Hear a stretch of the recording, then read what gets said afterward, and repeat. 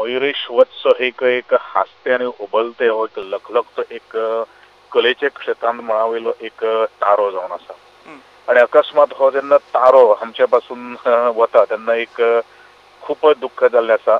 सातत्यान आमचे उलोवप आमकां कितें करपाक जाय कलेच्या मळाचेर हे सगळे काही गोष्टी ते सदांच आमकां सांगताले. त्याच बरोबर म्युझिक कॉलेजीन एक लेक्चरर म्हणून काम करतालो. त्या भुरग्यां कडेन एक मित्रत्वाचे नातें एक टीचर म्हणून आसतना कशें आमी ह्या संगीतान आमकां समरस करून घेवपाक जाय हे खुबशें ज्ञान तांचे कडल्यान आमकां मेळटालें. आणि म्हणून हे सगळे काही गोष्टी आसतना आज खुबसो आमकां एक आघात जाल्लो आसा अशें म्हणुया. कारण अकस्मात गेल्लो आसा, कोणाक कसो पत्तोच लागला. इवन हांव सुद्दां म्हाका जेन्ना काल कळ्ळें, हांव सातत्यान डॉक्टरां कडेन फ्रिक्वेंटली फॉलोअपाचेर आशिल्लो. कसलीच तरेची कमी करपाक जायना अशें हांवें इन्स्ट्रक्शन सुद्दां दोतोरां कडेन हांवें दिल्लें आशिल्लें. पण कशें आसा, नियतीचो एक खेळ आसता. आमी सदांच म्हणटात देवाक जर जाय पडलो जाल्यार आमी कांय करपाक शकना अशे तरेचो हें आसा.